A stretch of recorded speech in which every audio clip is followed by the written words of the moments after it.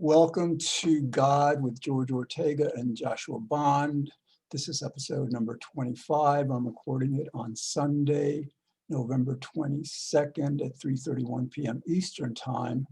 Josh isn't going to join me on this episode. I've been wanting to do an episode on my own for a while before I invited Josh to co-host with me, and it's been an excellent series, thus far. I imagine it's going to get better and better.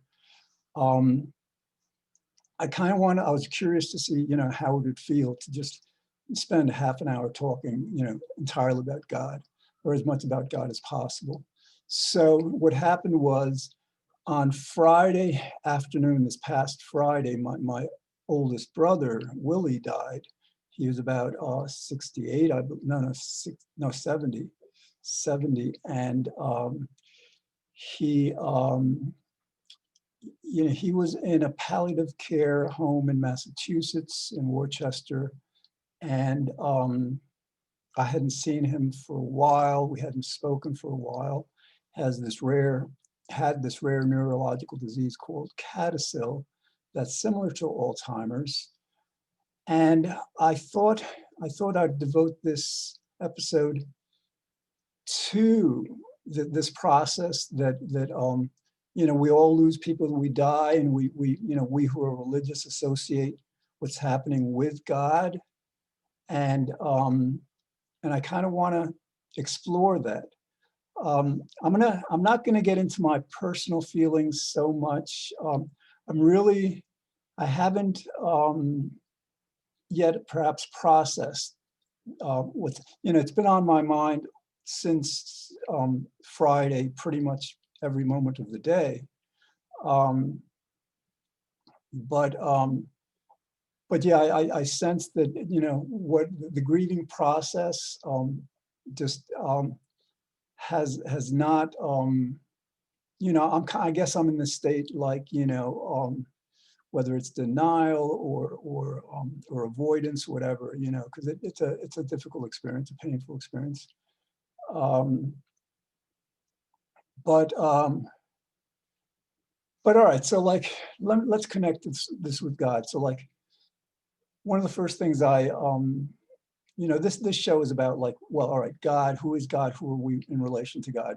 And as you have hopefully understood over these last 24 episodes, if you watched some of them at least, that as we understand God, as the Bible understands God, as God is commonly understood throughout the world, God is everything.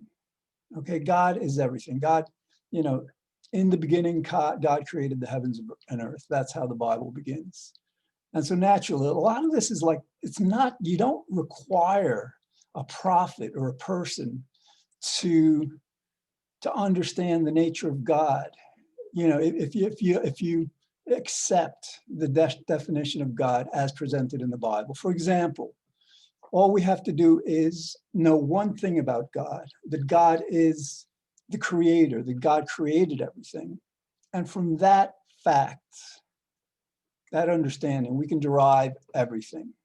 For example, if God created the world, obviously God created the world from something.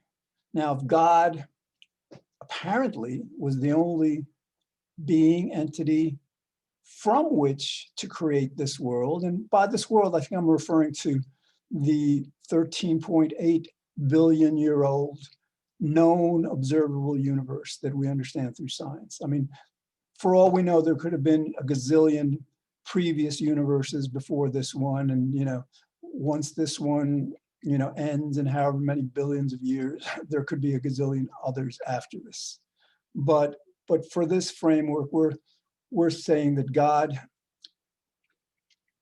created this world. And so think about it. If God created this world, then God is the only thing that existed before this world was created. What does that tell you? That tells you that God is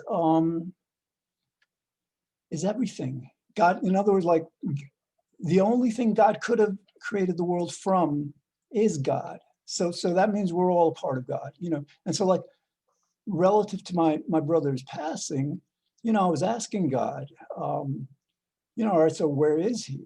And, this is something that kind of like sometimes you have these moments where things become clearer. You gain a stronger understanding of perhaps something you already guessed at or reasoned out in some way, but it becomes more real. And what I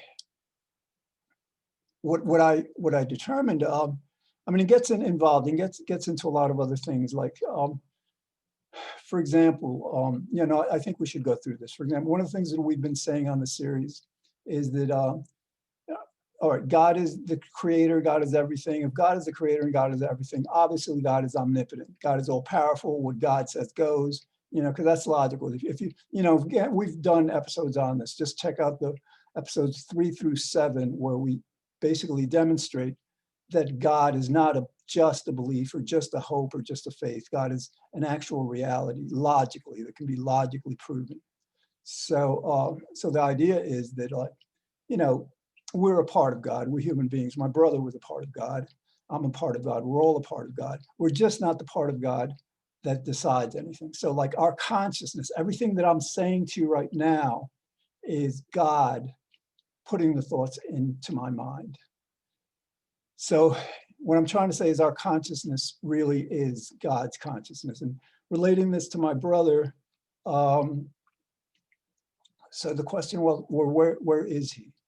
We have this idea of a heaven, and I prefer to believe that. I prefer to believe everyone goes there, including Trump. I prefer to believe that because we don't have a free will, it would be so unfair to, for example, some people believe that people suffer eternally. That's like the most hateful belief that I can think of, this concept of hell. No, I believe that, no, we didn't decide to create ourselves. We did not, we don't have a free will.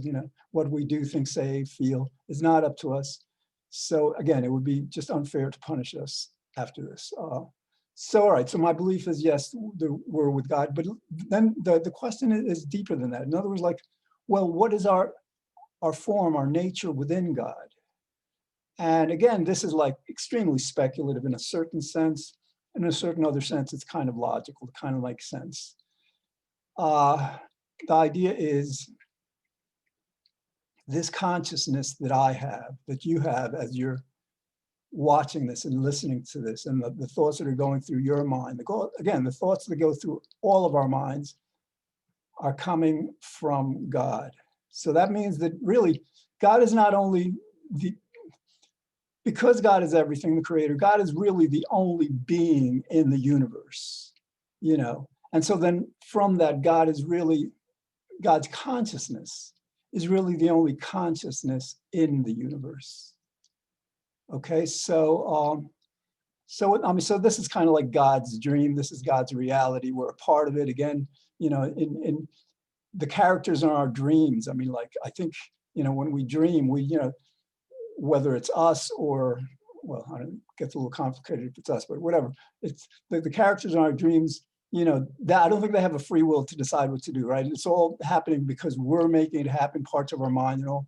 And it seems to be how our reality works, how our world works. So what came to me, again, what came to me more strongly than it had in the past was that, well, my brother Willie is with God as a part of God's consciousness. And what's very interesting is, like, we as human beings experience things, but much of it goes into our unconscious. Presumably it's preserved there within our memories, but very often we can't retract or retrieve, rather, those memories. With God is different, I believe. If God is all powerful, God is the only being there is. If my brother was a part of, and is a part of, God's consciousness,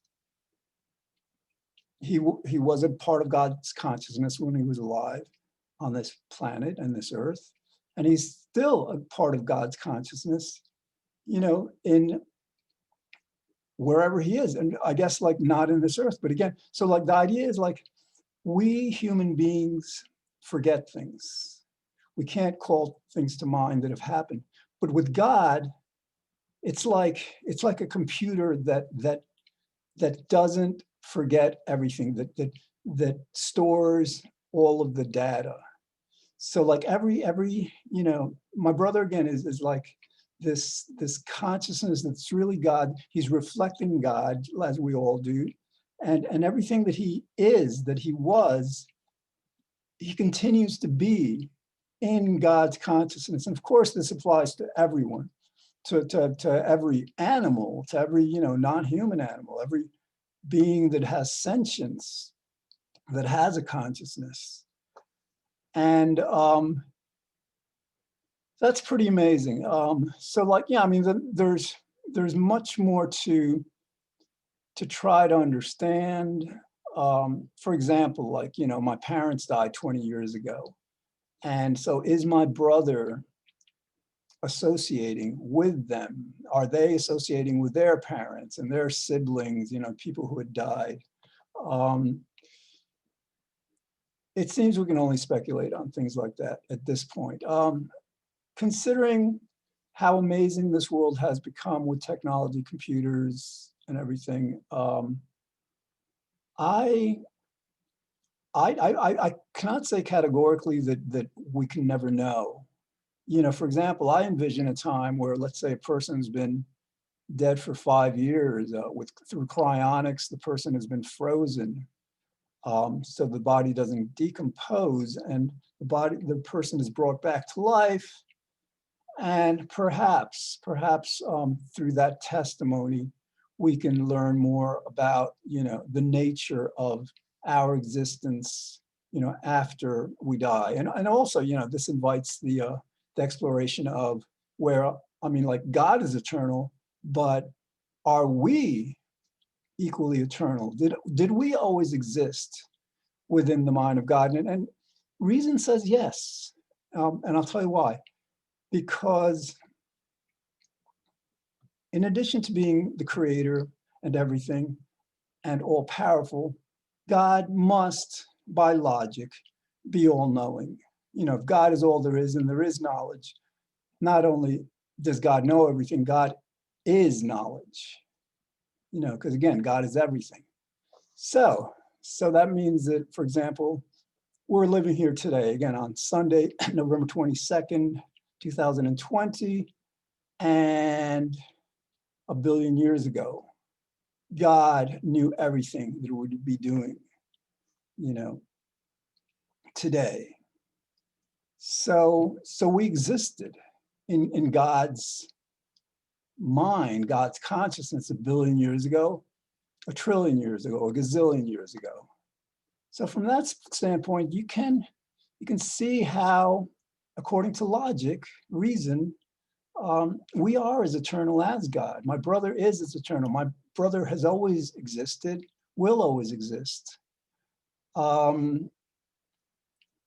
And that's good to know. That's a comfort. The idea that we didn't exist before we were born, and when we die, we just cease to exist. That's not a prospect that is very conducive to good feelings, And again, like, if it's not that it's like we have to rely on a belief or a faith in this. If we just like understand God, that God is not just a faith or a belief, that God is the only reality, not just that God exists, God is the only thing that exists. When you understand that, then again, you can understand that we, as a part of God, always existed in God's consciousness. Because it's like this world is God's consciousness, God's waking dream, if we want to, express it in that way. So now questions remain. Again, what's the nature of the afterlife? It could, like, you have to understand, in physics, we think in physics, there's the part of the universe that we understand, we interact with daily. We can measure it, observe it, and all, but that only comprises 4 to 5% of what's out there. The other 95% approximately is this combination of dark matter and dark energy that we know is out there because it exerts a gravitational force. And then we know a few other, minute facts about it, or just like speculations, but that's all we know. We can't interact with that 95%.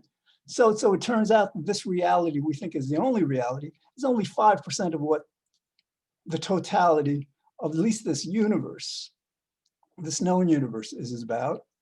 So so from that we can speculate that yes, perhaps that this is kind of like the tip of the iceberg. This existence as carnal beings on this planet is the tip of the iceberg of a reality that is more comprehensively God, more completely God, that exists outside of us. And so again, the question remains: can we in theory interact with this?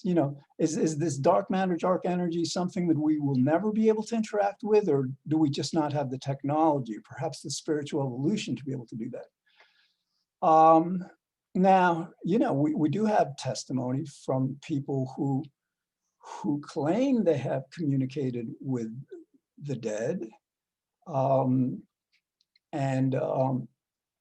we have to, be somewhat skeptical about claims like this, because you have so many religions, and some religions say, oh yes, I know, my heart told me, God told me this thing, whereas the exact opposite of what God apparently told someone else or another group of people. So there's a lot of, we can't take it at face value that the person truly did speak to someone who had died. I mean, it could be just like in their imagination. I mean, it's reality. But the question remains. If we look at this logically, we can speculate that it is possible to talk to those who are not with us anymore. And the reason being is because they continue to exist.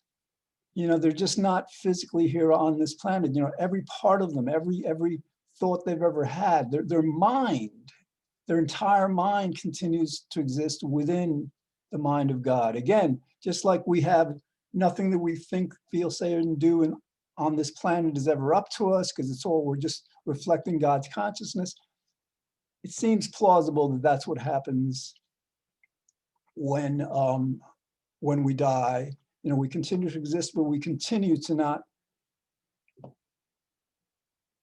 feel, think, say, do anything but what God wills.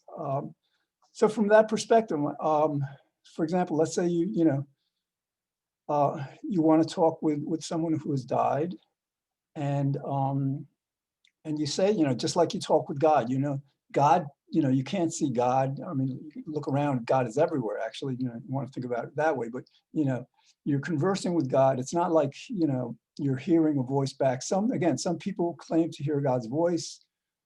It's inconclusive whether they're actually no. We can say they are hearing God's voice, but it might be within the form of a delusion, with the form of something that may not be God's true voice. I mean, that gets complicated. But when we're talking with God, we have this experience, and I talk to God a lot, and God, I don't hear from God the way I hear from other people, verbally, audibly, but I get thoughts. I ask, like, for example, when I asked God on Friday, well, where is my brother?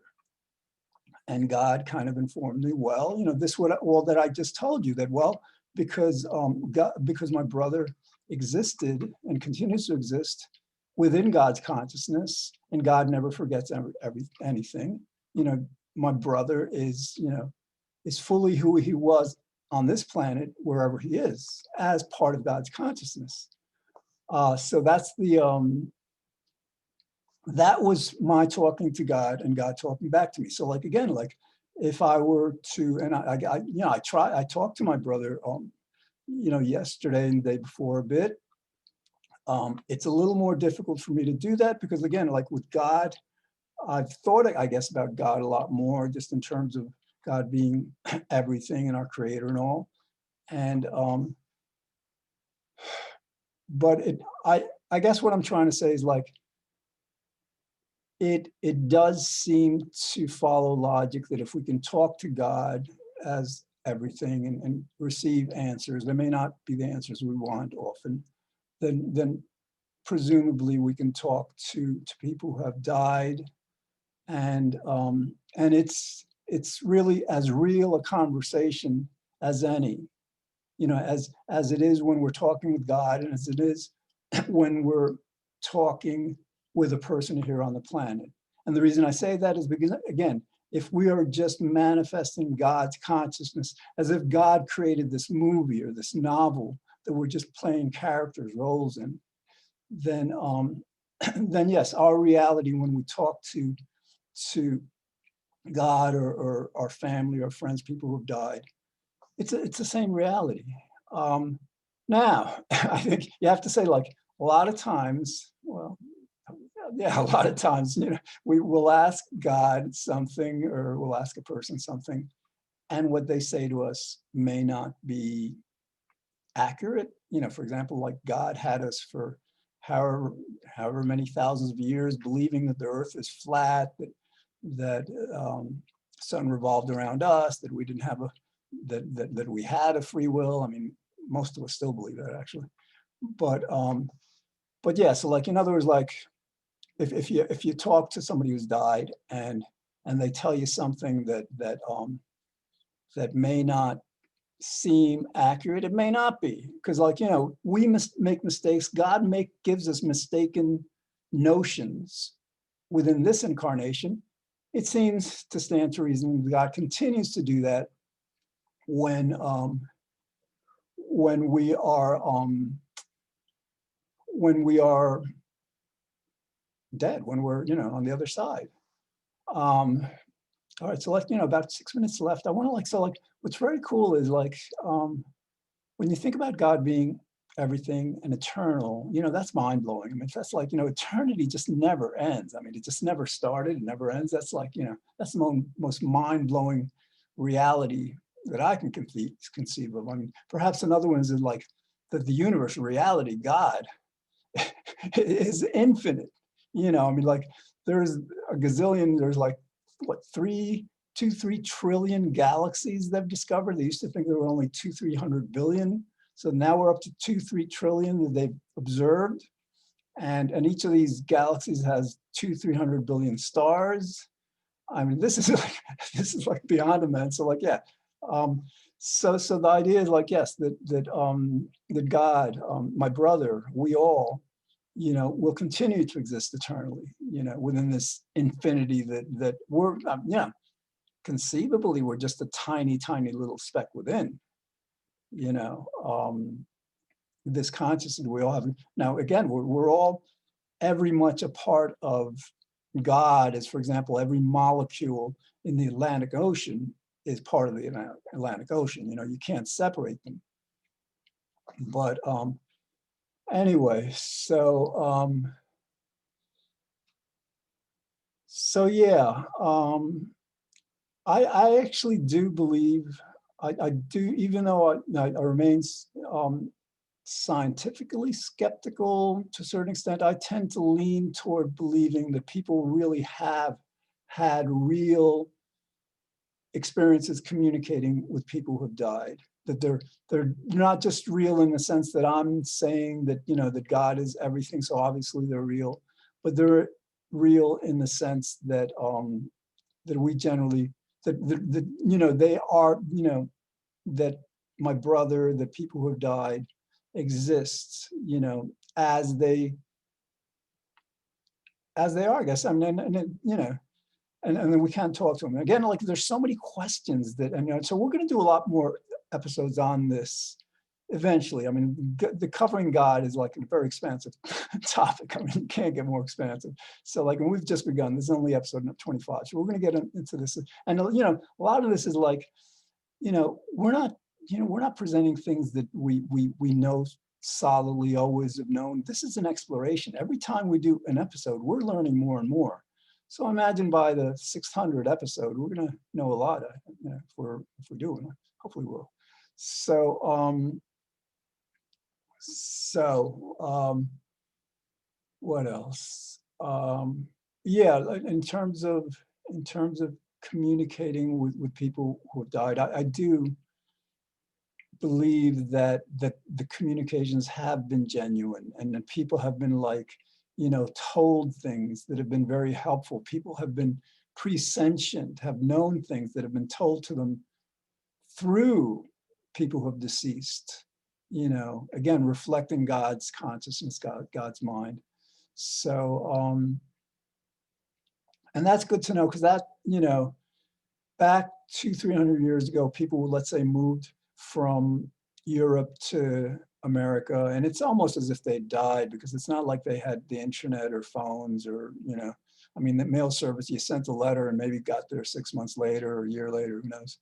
So, like, but it's good to have this understanding that we continue to exist, so we don't feel separated from those who we've lost. So we can continue to have them in our consciousness, to know that they exist as a part of God, to know that to understand that they did not cease to exist, to understand that we can continue to have relationships with them. If our relationships were less than perfect, we can continue to work on them. People do that. People who have lost parents, for example, let's say their relationship with their parents wasn't all that great. Well, within the time after they've died, people, whether talking with them or talking with God, they work on that relationship, which again continues to exist within their mind, within their consciousness, again, within the consciousness of God. So it's good to understand that that yes, we continue to exist. Absolutely, it's not a belief, it's not a faith, it's not a hope. It's a logically derived conclusion based on the understanding that God created this world and must therefore be every part of the world and control the world, and therefore the consciousness that is reflected throughout the entire world. All right, so we've got less than a minute. I'm glad I did this. Josh will be back with me, of course, the next episode. I may bring my cousin, my nephew, who is my brother's son, on to co-host with us. I'm talking with him about it. Hopefully he'll want to join us. He's a spiritual person also.